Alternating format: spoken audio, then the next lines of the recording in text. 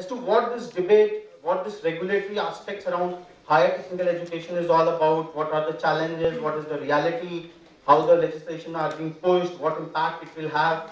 So I open it to the panelists. Thanks a lot.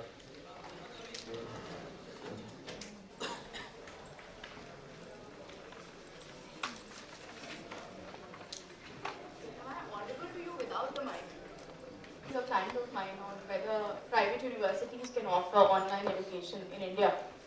And during the course of my research, I called up the IGNOU office, and the IGNOU office guys gave me a number. I called up the number, turns out it was the number of the National Disaster Management Authority. And later I thought that probably it was a sign that the Indian regulatory regime in education is headed for disaster management. Subsequently, also, a member of parliament during the sidelines of a parliamentary deposition commented to me that Winston Churchill had once said that, and I'm quoting this, when there is a great clamor that something should be done, that something will surely be done badly. That exactly is what perhaps happened to the UPA's reform agenda. The government came up with a slate of reforms. The industry was gung-ho. Everybody was expecting that overnight the regime of the higher education sector in India will transform, and we'll have Oxfords and MITs springing from nowhere. And what consequently happened was that there was a great mismatch of expectation and reality. Uh, Therefore, what we need to look today at is what should be the future of education. What should be the future of India's education regulation? India's education sector is currently facing a conundrum. We are looking at various aspects. Should there be quality or should there be quantity? Should we increase our gross enrollment ratio or should we look at increasing the quality of our education? Should we look at regulation or should we agree that this should be a free market economy and we should free up entry barriers and all the corresponding regulatory regime that is there? We're also grappling with the question of should our students be empowered with specialized degrees like engineering, etc., or should we focus more on vocational education? Now, to my mind, the sector is not just over-regulated, it's overpopulated by regulators. Not only do you have AICTE, UGC, Distance Education Council, and so on and so forth, on top of all of that, you also have the Supreme Court and various high courts of the country. This session, therefore, as I stated first, should focus on the future of India's regulation. Firstly, and there are three questions that I would like to see this session answer, and obviously, I would like you guys to raise pertinent questions in that behalf. The first question is, what exactly should be regulated? Should we, at this point of time, like I said earlier, everything is regulated. We regulate fees, we regulate admission to colleges, we regulate appointments of vice chancellors to some extent. We also want to regulate the infrastructure that should be there in a college. We also want to regulate if AICTE could have its way. We also want to regulate what journals should engineering and other technical colleges should subscribe to. The last matter is currently pending before the Delhi High Court, so I'm not commenting any more on that. There are also two aspects of this situation that we need to be very mindful of. One, we cannot forget that India's socialist regime that permits or actually requires that there has to be some sort of affirmative action. We cannot deny that those who have, for historic or economic reasons, are unable to access education should have some sort of measures taken to ensure that they have access to quality education. The second aspect is that there has to be some sort of standard laid down. So the state's role or the regulator's role should be to lay down minimum standards so that we avoid the sort of situation that arose in Chhattisgarh, which eventually led to Supreme Court's judgment in the Yashpal case, which I know most technical and private university people are like, they've read it and they've, I think, read it more times than I have. Also, what we need to remember is that standard laying down is essential, and these are minimum standards. Minimum standards are essential to avoid a situation where you have a hole in a wall kind of university springing up and purporting to offer technical education or any kind of higher education. You also need to ensure that minimum standards are laid down so that students are not duped. Unfair practices in education is unfortunately a truth of the system, and this truth has in fact led the Supreme Court from I think 1990s onward and even prior to that, to lay down two various judgments about how commercialization of education cannot be permitted. The second issue that this session should focus on is what should be the future role of our regulators. Now, in the course of my few years as a lawyer, I have often come across, by reading the law, that there is a multiplicity of overlapping issues. Regulators themselves are not clear as to what their role is, what exactly are they regulating. The dispute of territory between AICTE and UGC led to a battle all the way up to Supreme Court, led to the judgment in the Bharatidasan University. This is a fairly recent judgment. Similarly, there are issues such as the following that I'm going to now enumerate before you. The first issue is the question of foreign universities. If you read the law, then you also know that AICTE permitted foreign universities to enter into collaborations with Indian institutions in the field of technical education since 2005. The UGC stance, on the other hand, is ambivalent and unclear to say the very least. It is only now, in 2012 onwards, that they have even started to look at the whole question of foreign education. And prior to that, their stand was that we do not regulate foreign education. And they claim to be the primary body regulating higher education in this country. The other issues are issues surrounding, do some regulators actually have the power to regulate or not? For example, the DEC. This is my personal opinion, but to my mind, the Distance Education Council cannot be said to be a regulator of Indian distance education system. It is merely a statute of the IGNOU, and therefore it should regulate or restrict its role to the functioning of that particular university. I'm sure as most of you would know, that statutes are the authorities of a university are for that particular university. You cannot overarch your jurisdiction to become an all India regulator. Unfortunately, this issue has not yet been decided by the courts, but I'm happy to inform you that this petition is also pending before the Supreme Court. The third and the last issue is, what should be the function of regulation? Should regulation work as a bottleneck, or should it advance the cause of education? Now, it would be foolish to assume that if there is regulation, it will only advance the cause of education. Every regulation, it's a necessary corollary, will act as some sort of hurdle. But it should act as a hurdle towards what? It should act as a hurdle towards ensuring that fly-by-night operators, people who want to dupe students, people who want to dupe their parents, do not get set up, or that minimum standards of education are enforced. The present regulatory regime stifles this kind of entrepreneurship in the field of education. I referred to you earlier the whole aspect that AICTE has mandated that technical institutions have to subscribe to certain journals. Now, I think that's an unfair ask. If my fee is also regulated, my admission criteria is also regulated. Aspects like admission schedule, should these be the subjects of regulation? Should the regulator not be acting in a commonsensical manner, in a very professional manner, and come out with one admission schedule that it sticks to? Not have one schedule up on its website, one schedule notified to vice chancellors of state technical universities, and etc., and then the battle going all the way over to Supreme Court and getting decided over there. The other aspect is that some of the regulation should be self-imposed. And this can be achieved clearly if there is an accreditation system which is free from political interference, which is not corrupt, which people are willing to trust.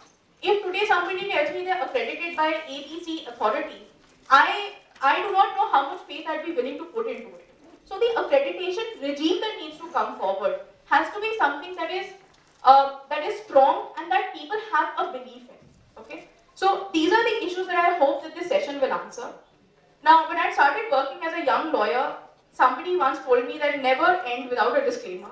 And I'd only like to end this by saying that the views expressed herein are personal, and I hope to learn from all of you because I'm far too young to tell you what needs to be done. Thank you so much. Probably hit the hornet probing questions which probably need a very frank, fearless deliberation. Since we call it as an edupreneurs conclave, where edupreneurs have their own voice and they can ask and pose these questions, I would like to welcome Dr. H. Maheshappa, who has joined us. He is the Honorable Vice Chancellor of the Vishweshwaraya Technical University. So we do have eminent panel to respond a lot of questions and queries. So we open this session for questions from the honorable audience to our honorable panelists. So maybe this deliberation ends up into something substantial and tangible. So sir, please pose your questions very fearlessly, very frankly to the regulators. We have two university vice chancellors with us, two eminent legal experts out here with us. So it's open, sir, please.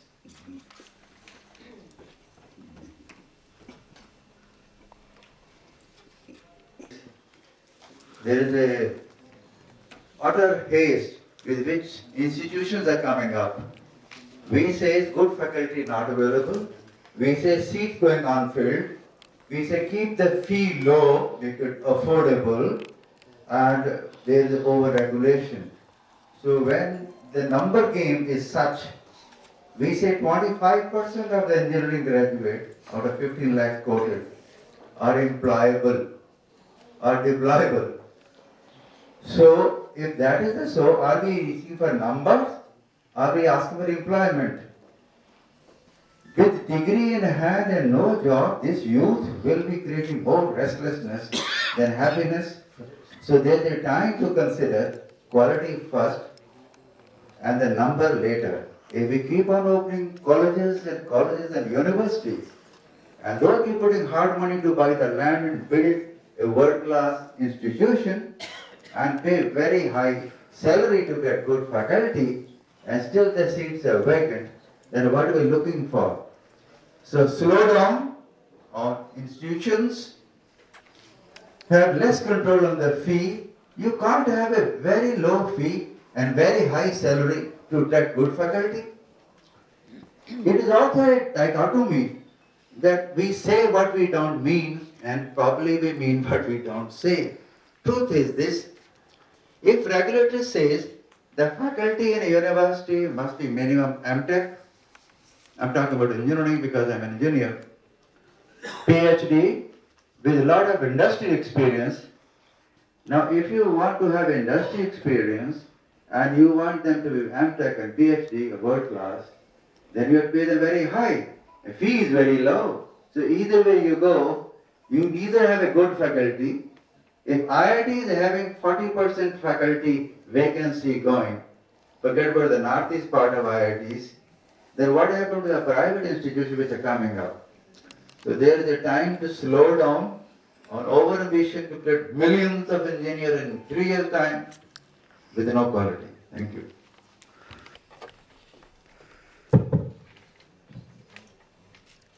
Yeah, it's a pertinent question. In fact, when we started talking about increasing gross enrollment ratio, equity expansion, we tend to forget excellence and the quality.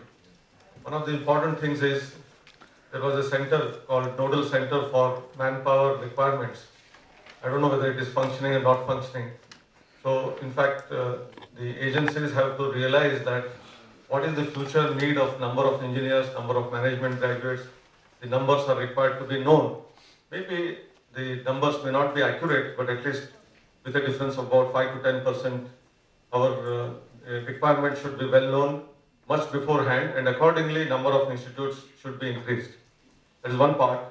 But with a democratic society and with large number of people with aspirations, I think we cannot stop education to the masses. That is very much important, and therefore, increasing the number of colleges has its own relevance, but at what time we should stop, that Lakshman Rekha we have forgotten, and that's where the problem arises.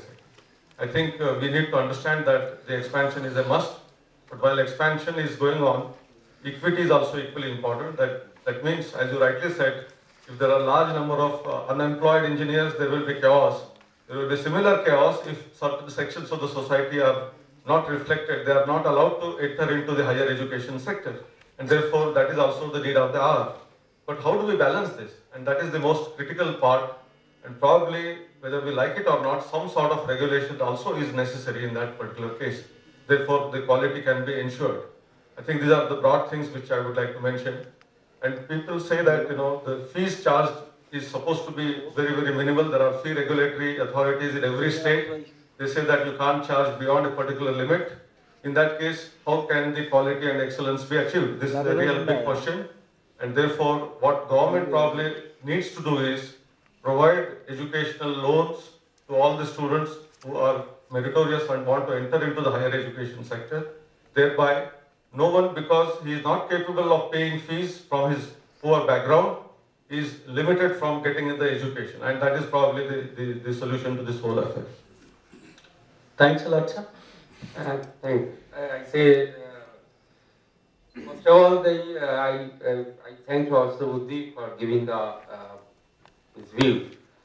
First of all, the quality is inversely proportional to the, in my opinion, is inversely proportional to the fees. Because if fees will increase, as per, and because the fees are controlled by the political environment in the state. So therefore, the fees is, if fees are more, and then good quality of students will come, may not be. And so, in that case, the proposal of Shastri of giving the loan to the meritorious and poor student, and I hope that we have to foresee the future and through the present nature of the study of the engineering and technology. Thank you. Sir.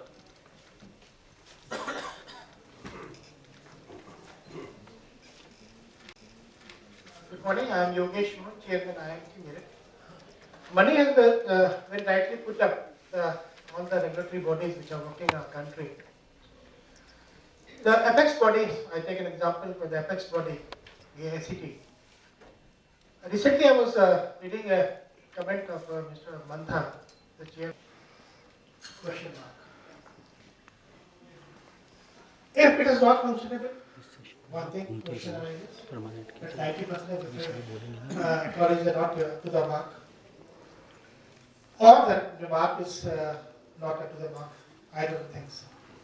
Secondly, regulation about the fees also. Every state is having a regulation. And they don't have a standard. All the states are not having a standard in fixing the fees also. State-wise, the norms are the same, then why the fees is not same in all the states. Even in one state also the fees is not same. In different colleges we have got different fees. So what is the function of the regulatory body? I am not understanding it. Other regulatory bodies or the labor also and for everything I would say. The main crux which I want to say is put up before you is until unless the corruption is not removed from the education, that is the main thing, the functions of all regulatory bodies goes to null and void. I mean, this all shows, all this example which I am putting up, that all the regulatory bodies, they are the regulatory bodies and then they are blaming themselves on it. They are blaming their functional capabilities. So first we have to put forward that at least in education, how these regulatory bodies should function, what should be the norms of these regulatory bodies, how should they function, that's the main thing before we proceed anywhere. This is my point. Later on I will put further points. Let us see what comes out. Thank you very much. I'll come to your question. When we say that there is too much quantity and too little employability and probably something needs to be done, a lot of times our clamor is that the quantity should be regulated. And the moment you say that it should be regulated, that means you are giving somebody else the authority to tell you what to do, which is always very dicey.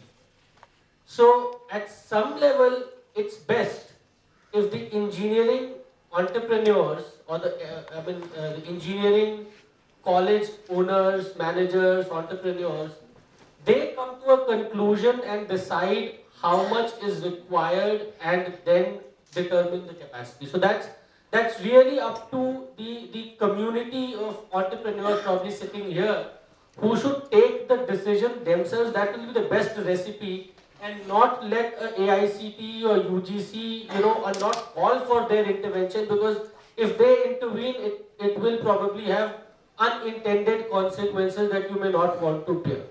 So that's point number one. The second point is that as a country, India, at the moment at which we are in right now, it offers beautiful opportunities because there are so many technical aspects at different stages of the value chain, and so many technicians required at different stages of the value chain that needs to be catered to. The problem somewhere, what I feel is that most of the engineering institutions are trying to create technical managers, and probably the need or the requirements of the country for technical managers is not 15 lakhs, it's much reduced. Whereas you need a polytechnic level, employability to do a lot of activities. You have the infrastructure and the installed capacity, which I mean, all of you are here maybe better informed and better equipped to answer. Probably some of it can be utilized to, give polytechnic kind of training, which candidate will be far more employable in the industry. And God willing, if the manufacturing story kicks in India, which it has to, if India has to grow 8%, 9% or 10%, I mean, if India has to achieve that kind of growth, then you will have a strong need for that kind of, that kind of employability. So probably the reorientation of the thought process also has to come from the entrepreneurs who are running to see whether we should focus our energies on creating 15 lakh, technical managers, or should we also try to create different, sort of trainers at different aspects of the value chain. So I think that's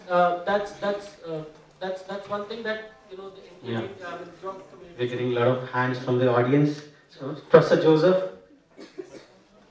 Getting a lot of hands from the audience. So, Professor Joseph. Education, even to the weaker sections of society. On the other side, we make it impossible for that to be made affordable to the weaker sections of society. For example, in fixing fees, of course, we should have fees fixed affordable to the people. And same thing the salary of the faculty. There, it should be with a practical point of view. Because the salary fixed for the faculty in a metropolitan city is the same as the salary fixed for a person working in a rural area. His expenditure is much less than a person working in a metropolitan area. So that reality is not being taken into consideration. If the same salary is to be given in a college functioning in a rural area, they will have to raise their fees to an extent where the poor people won't be able to meet their expenses. So, what is the logic in fixing the fees for the faculty staying and working in a metropolitan city, and a member of the faculty is living in a remote rural area where the cost of living is very, very, very less, because he can hire a house at a very, very cheap rent, and he can meet his livelihood at a very cheap rate of expense. So, what's the logic in it? We have a system of fixing the land for the college. We have different areas fixed for a college in a city, college in a town, college in a rural area. So, why don't you have some kind of standard in the fixing of salary as well? Because a person living in the rural area, this big amount of salary that is being fixed may not be, maybe could surplus, I mean much more than what can meet his needs, necessities, and by keeping it low, if there are teachers willing to work, why don't those colleges work at a lower expense so that they can make the course, the program, teaching program less expensive for the lesser income group to afford to meet the expenses. Thank you. Joseph, taking up the fixing of the fee, many a times the fee is fixed by the government looking into the social aspect. Many a times fee is also fixed by the colleges. Whenever they are not getting, normally if I take a case of Karnataka, so we have a fees fixed by the government as 35,000. and for a management it is 1.25 lakhs. But see, the government fees for a lower fees everybody comes. But the management says for some percentage of seats, if it is fixed for 1.25 lakhs, nobody will come. At that stage, colleges themselves will reduce the fees, otherwise the seats will not be filled. So, fee fixed by the government on a social aspect because it should be affordable to the all section of the society. Second one is fee is also fixed by the management because there is a demand. If you fix a higher fee, people won't come.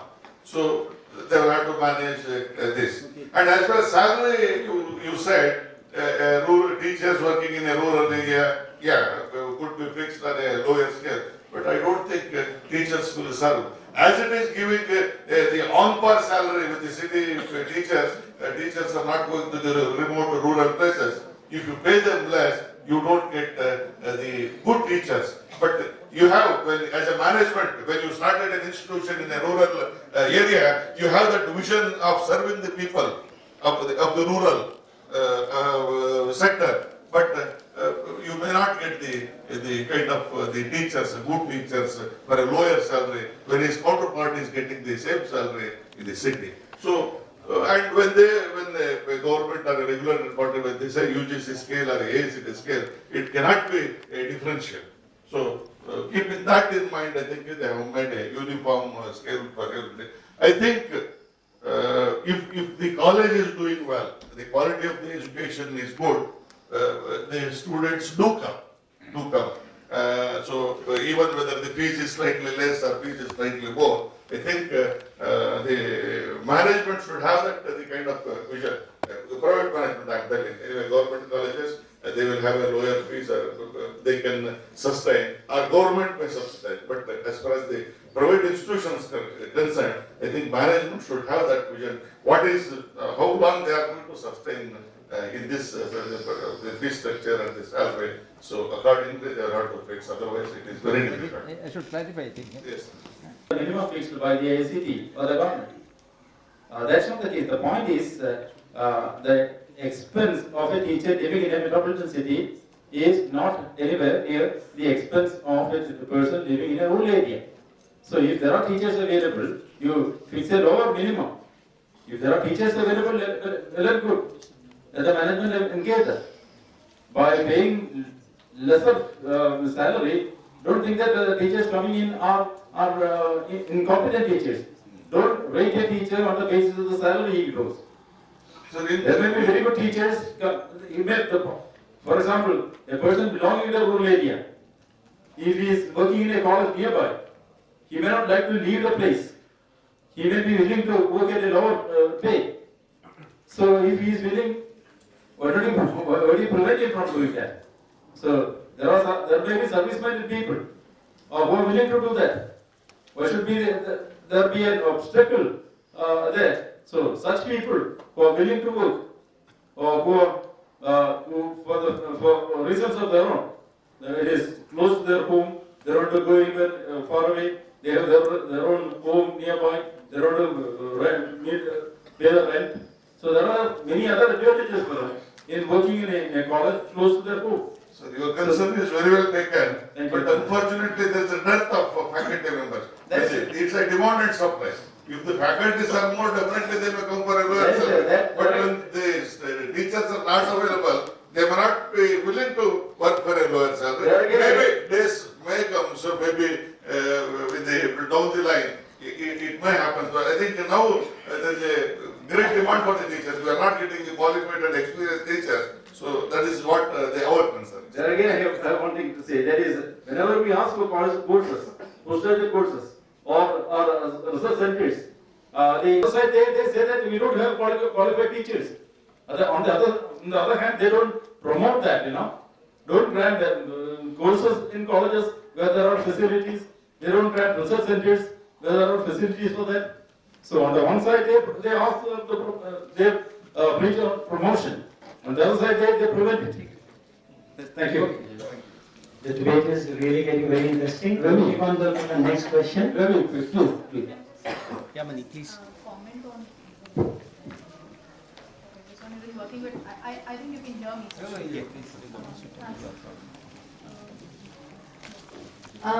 Only we were working in the field of school education with the Delhi government's review committee, and this is based on my experience with working with this committee in particular. What they told us was that they have set down a minimum slab of salaries. What a lot of times, so what you're saying is that we should go into the intent of the person, and then, because if he's a service-minded guy, he might agree to work for a lesser salary.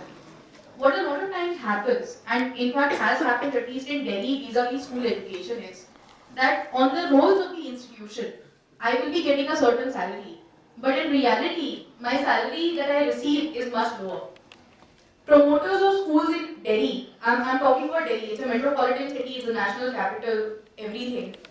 People give you a check of your minimum slab salary and they take cash back from you, or they have already taken PDCs from you. So in light of such, what should I say, malpractices, I think it becomes difficult for the regulator to agree that, we can really go into the intent of the person. And I think that's why we have to see the setting up of the minimum slab.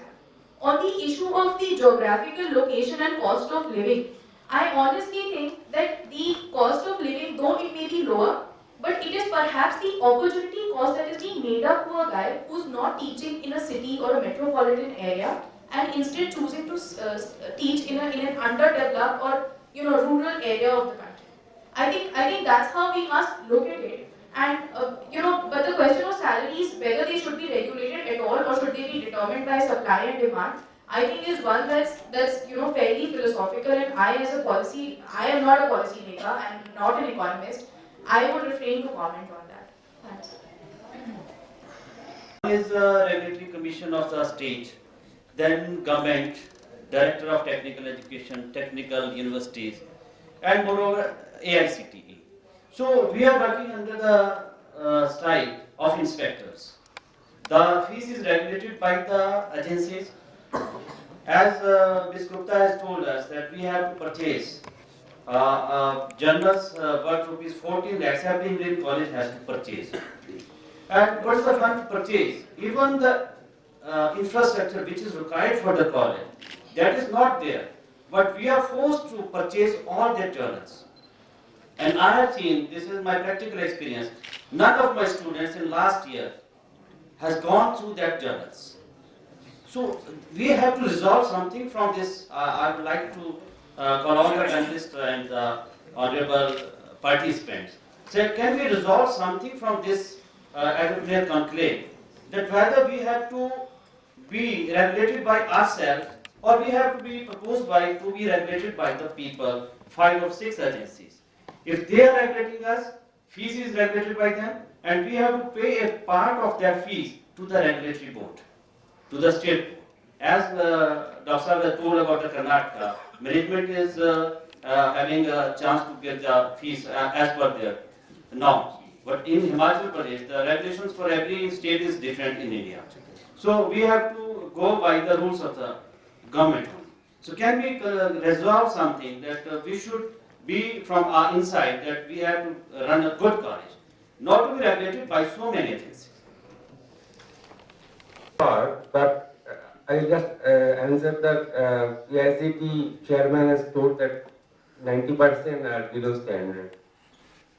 If you can imagine that 45% of the who got the 45% marks in the examination, in higher secondary examination, AICT forced us to induct those students. And so the regulatory body itself gives us the unregulated thing.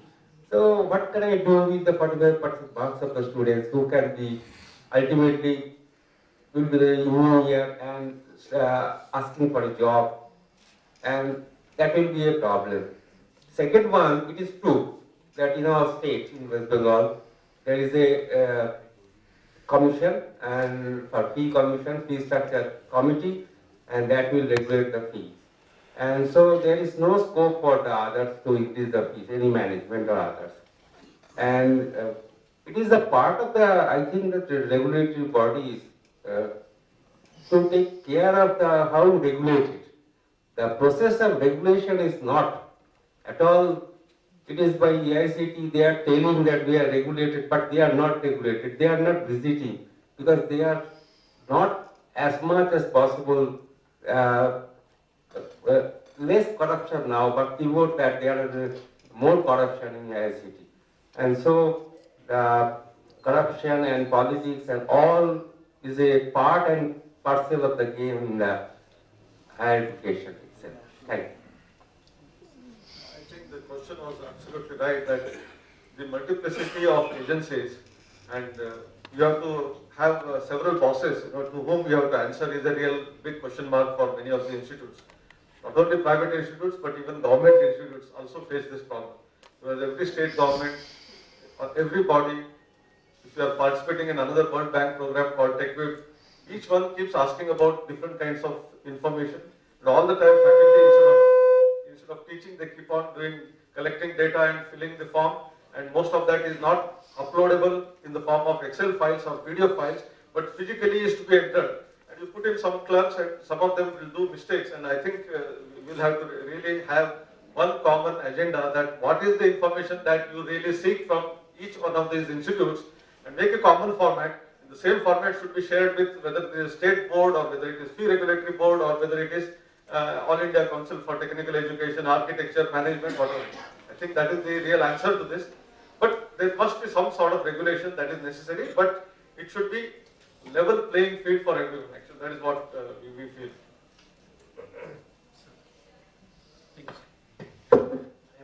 Was discussed about the regulatory bodies who are trying to maintain the uniformity and quality of the technical education.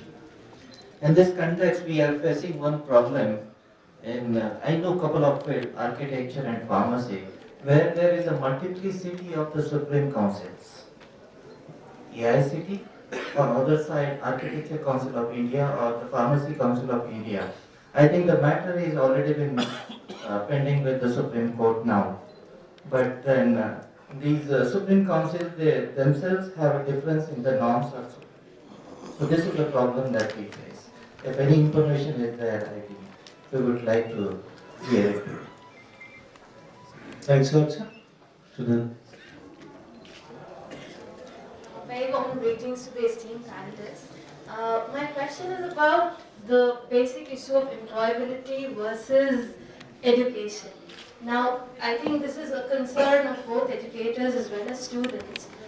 Can we find a way to have industry responsive skill development wherein we involve the industry? I run an organization called Digital Academy India where we train students in professions of digital marketing and technical courses. Now, can we find a way to embed such programs in the curriculum at universities and management colleges so that there's an integration from the very core? So students know before even taking up the program that what are the future career prospects and what could they possibly look forward to and what can they become passionate about. You know, if companies like Google or Microsoft or other global leaders integrate this at the college or university level, do you think there's a way where educators like you and us and students can together create a path? I think absolutely it is possible. First thing is this particular fact that only 25% of the students are employable through various studies itself is at some question mark. Had it been so, what is happening to the remaining 75% students? Are they not employed? I don't think any of the engineering graduates are sitting at home. They are employed. But the trouble is, what industry probably sees is, from day one, they want them to be productive. They want to put them on live project and they should start working. And that is their intent. And which is possibly, as educators, we will not be able to ever provide. And that industry also should understand. The reason is, education is meant for his overall development. We will have to develop the skill sets which are basically learning to learn, because the technologies in the 21st century are going to change so rapidly. But by the time a 4-year program of Bachelor's of Technology is over, something what is studied in first year, second year is going to be completely outdated. And therefore he has to relearn and continuously relearn at least 6 times in his entire span of his career. And that's why what educators need to do is teach them absolutely fundamentals, prepare them with confidence, and then leave it. And every industry, based on their requirement, a short training of about 8 to 9 months has to be given, thereby they become totally employable productively. And that is the key to that. But at the same time, there are a few other things which industry has been finding out.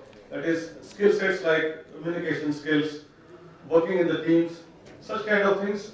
The industry can come to the institutes, engage themselves in the curriculum framework, also give them training during summer internships, and thereby students are little better prepared than what they are today is possible. But ready-made engineers on day one is never going to be possible, and let them not have that dream at all. And I give this an excellent example of a biological system. Some of you who understand that will appreciate this. We all know that evolution theory, it started with small bacterium to the most emancipated species, that is Homo sapiens, that is human mankind. And if you look at the bacteria, it divides into two and starts active work. And as you go up the ladder till the mammals, some of the mammals take few days to start working. And a human being for 8 to 9 months, he doesn't know much about it. He keeps looking at it here and there. He doesn't even knows to walk, talk, or even probably even look here and there in the sky. But after 9 months, he is the most intelligent being of the human race, actually. That's why industry should wait for about 9 months, train them, and then start making them useful.